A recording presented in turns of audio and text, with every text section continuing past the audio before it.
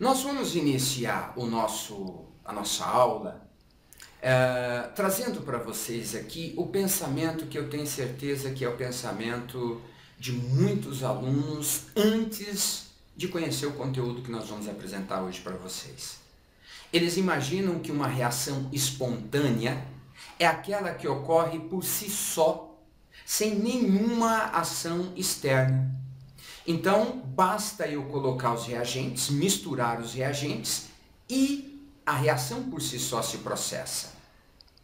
E, no sentido contrário, eles imaginam que uma reação não espontânea seja aquela reação que, para ocorrer, você precisa de alguma forma externa ao processo provocar, estimular, causar aquela reação. Então, esse é um pensamento que permeia, né, o aluno que analisa pura e simplesmente a palavra espontânea e a palavra não espontânea. De um todo, até que vocês, ou o aluno que pensa assim, o aluno que tem esse conceito, esse pensamento, ele não está de todo errado. Mas para que você possa fazer uma análise científica, embasada em conceitos científicos, nós precisamos trabalhar uma série de informações que eu começo agora com vocês a tratar, que é, primeiro, você sabe o que é uma reação endotérmica e você sabe o que é uma reação exotérmica. Nós já vimos isso em sala de aula. Uma reação endotérmica é aquela que absorve calor. E uma reação exotérmica é aquela que libera calor. Ok? Muito bem. Você poderia pensar que uma reação exotérmica é uma reação espontânea, enquanto que uma reação endotérmica é uma reação não espontânea. Por quê? Porque se uma reação é exotérmica, ela libera calor, significa que os reagentes têm mais energia do que os produtos. De tal maneira, os reagentes conseguem naturalmente, espontaneamente, formar os produtos e ainda sobra energia para ele liberar para o meio. Já numa reação endotérmica, aconteceria exatamente o contrário. Os produtos é que têm mais energia do que os reagentes.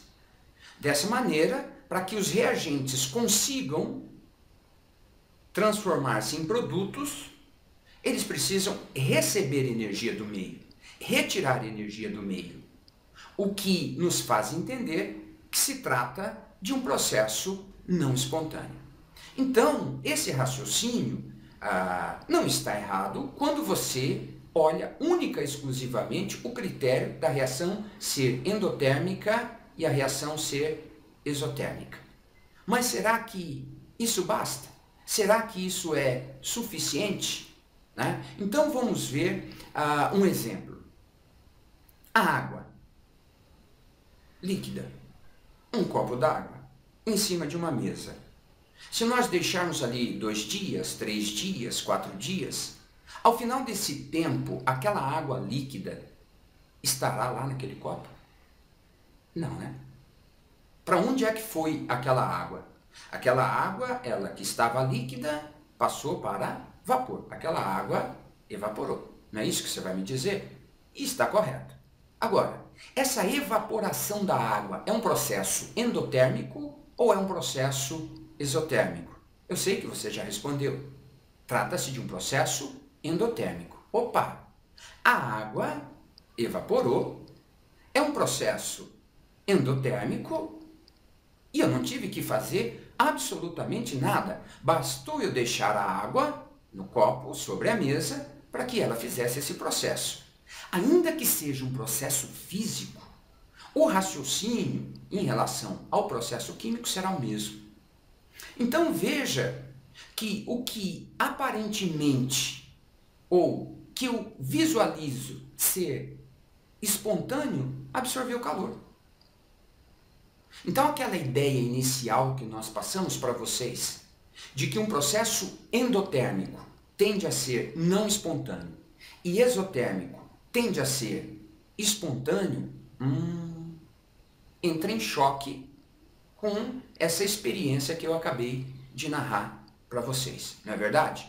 Então, alguma coisa não está bem explicada, ou o conceito termoquímico de reação endotérmica e exotérmica não é suficiente para explicar a espontaneidade de uma reação química.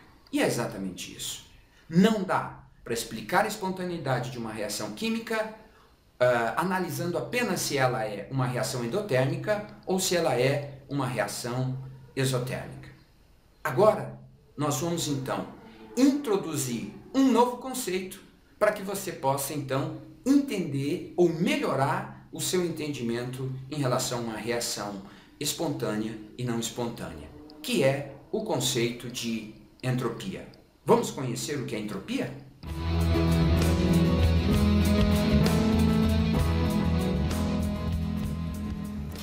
A entropia, ela é uma grandeza que mede o grau de desorganização de um sistema.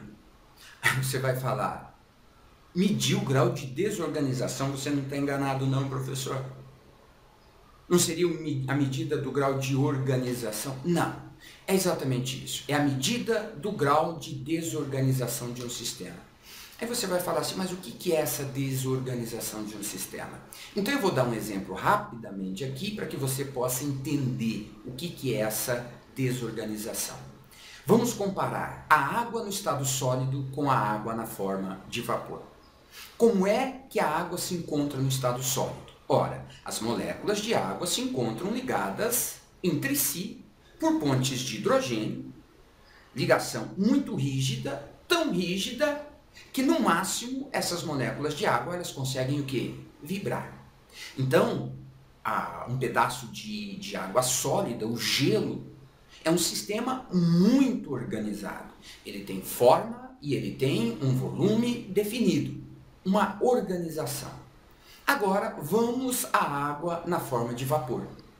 A água na forma de vapor, ela não tem mais pontes de hidrogênio. As moléculas estão completamente livres, movimentando-se para lá, para cá, completamente livres, movimentos aleatórios. Ali existe uma desorganização muito grande. Então, compara o estado de organização da água sólida e o estado de organização da água na forma de vapor. A água na forma de vapor está desorganizada e a água na forma sólida está organizada.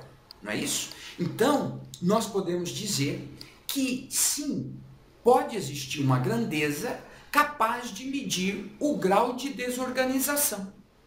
E a partir de agora, falando só em desorganização, água-vapor, alta desorganização. Água sólida, baixa desorganização. Água-vapor, alta entropia. Água sólida, baixa entropia.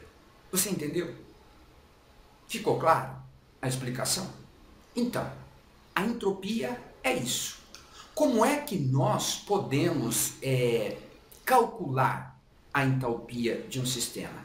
Na realidade, nós fazemos, sim, na prática, é a medida da variação dessa entropia. E como é que eu faço essa variação? Eu faço essa variação como nós estamos acostumados a fazer qualquer variação. Final menos o inicial. Então é a entropia final menos a entropia inicial. Ora, o que é o final de uma reação química? São os produtos. O que é o início de uma reação química? São os reagentes. Então, o que vai ser a variação de entropia numa reação química? A variação de entropia vai ser a entropia dos produtos menos a entropia dos reagentes. Você entendeu? Então, esse é o conceito inicial de entropia. Agora, como é que nós vamos utilizar esse conceito para entendermos, então, ou melhorarmos o nosso entendimento do que seja uma reação espontânea e do que seja uma reação não espontânea? Vamos entender isso?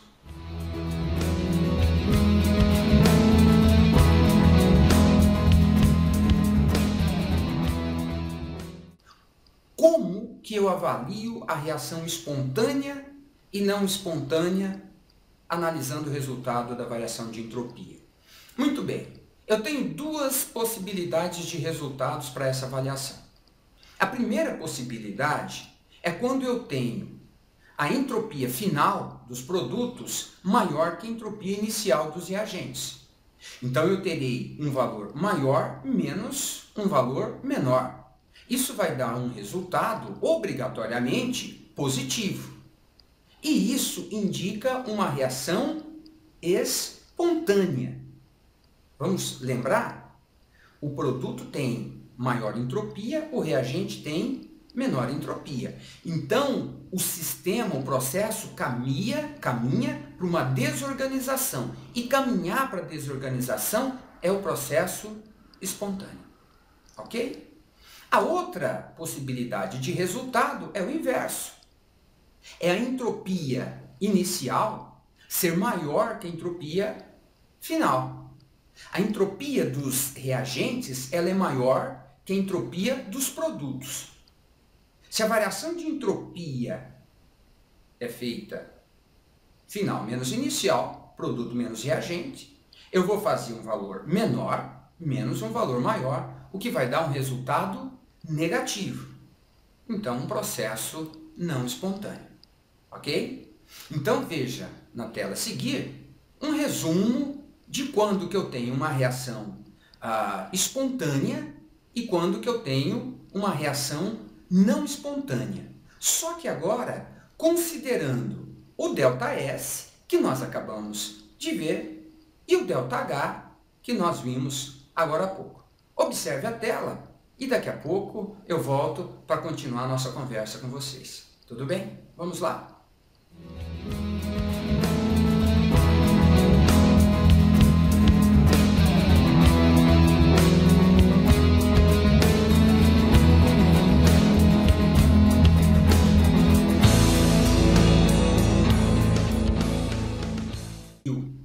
Na tela anterior, que o processo espontâneo ele é mostrado com o resultado de um ΔH menor do que zero e de um ΔS maior do que zero.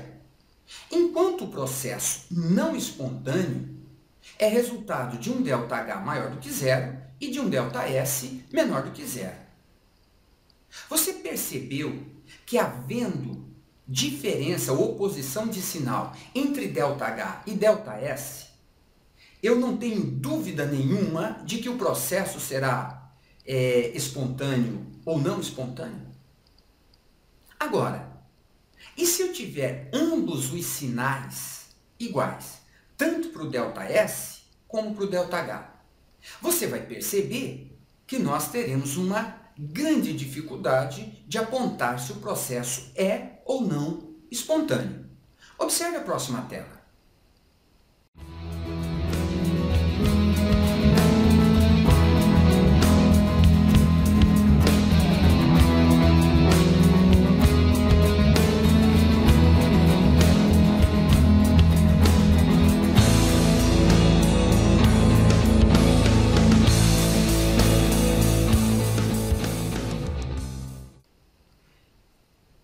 Você viu que ΔH e ΔS, tendo o mesmo sinal, nós vamos ter dificuldade de analisar se a reação é ou não espontânea.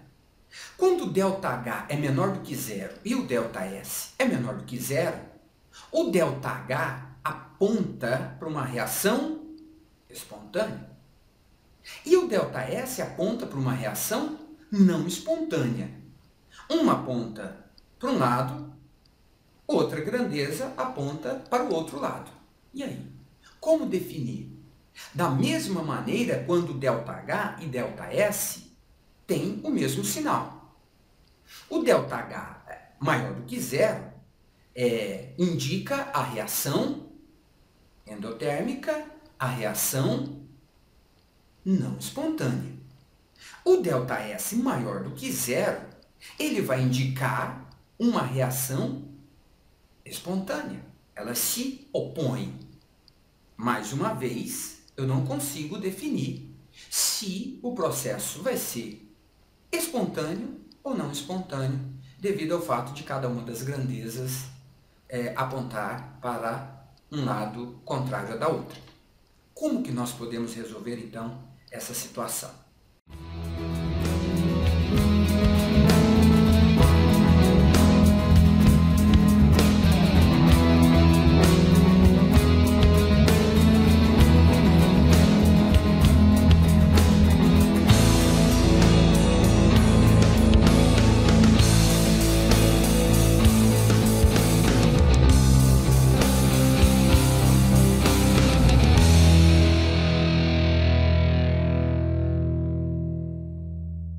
Quando eu tenho um ΔG maior do que zero, tá? É uma reação química em que a energia dos produtos, ela é energia livre. Dos produtos é maior que a energia livre dos reagentes. Então você concorda que esse é um processo que, em termos de energia livre, está absorvendo?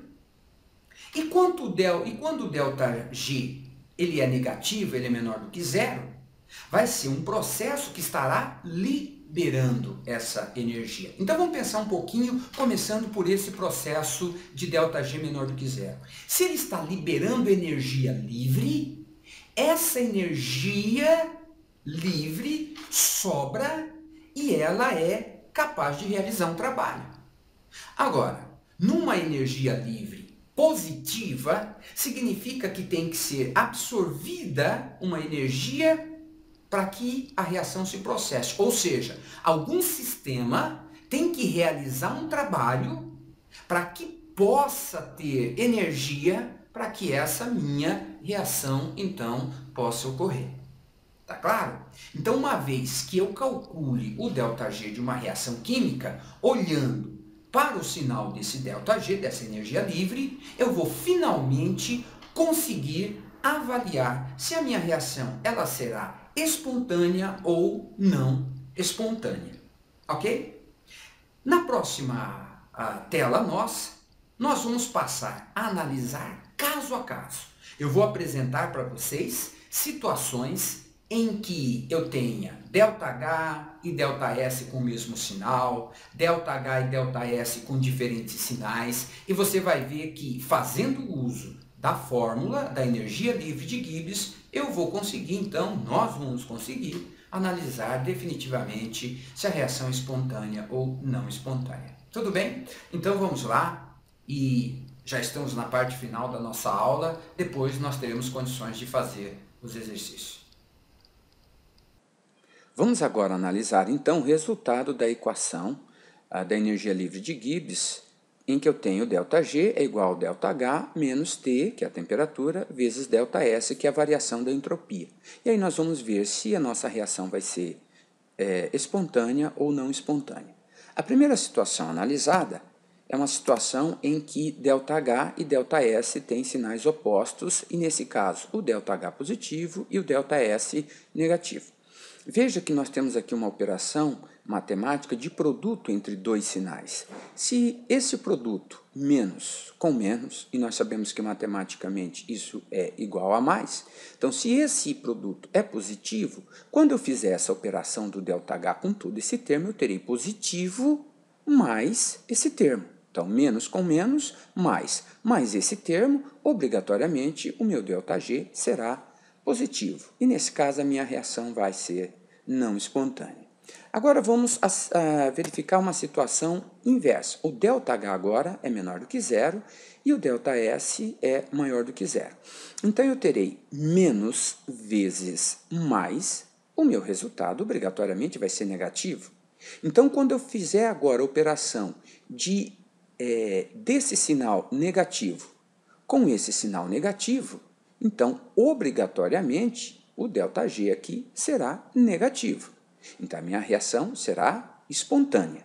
Então, veja que quando os sinais são opostos, independente do valor da temperatura, nós teremos uma definição se a reação é não espontânea ou se a reação ela é espontânea, em uma situação que nós já vimos anteriormente. Então, aqui não há dificuldade.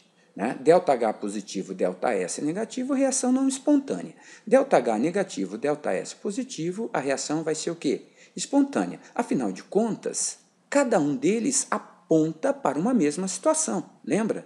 ΔH positivo aponta para uma reação não espontânea, assim como ΔS negativo também aponta para uma reação não espontânea. ΔH negativo aponta para uma reação espontânea, assim como o ΔS também aponta para uma reação espontânea. Qual que era o nosso grande problema? O nosso grande problema era quando o sinal de ΔH era igual ao sinal de ΔS. Então, vamos analisar essa primeira situação agora. Então, eu tenho os dois sinais positivos, estão vendo?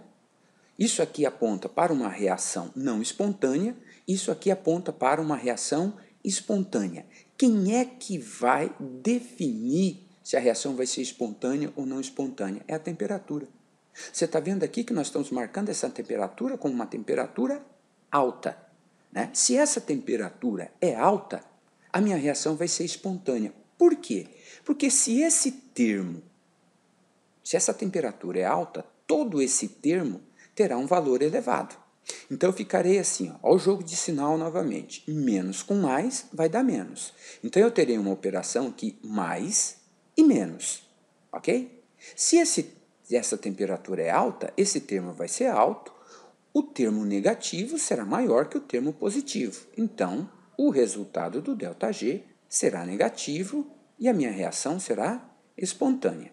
Agora, se eu tiver uma situação com a temperatura baixa e ΔH e ΔS positivos, então, se a temperatura é baixa, esse termo todo aqui vai ficar pequeno. E aí eu terei mais, menos com mais, menos. Então, mais, menos, um termo pequeno, então esse termo é maior, ele vai mandar no sinal, o sinal do ΔG será positivo. Consequentemente, a minha reação será não espontânea. Então, quando os sinais são iguais, ΔH e ΔS têm sinais iguais, quem vai determinar se a reação é espontânea ou não espontânea é a temperatura. Se eu tiver uma alta temperatura, espontânea. Se eu tiver uma baixa temperatura, não espontânea. Agora vamos avaliar uma situação em que ΔH e ΔS são negativos. Mais uma vez, quem vai determinar é a temperatura.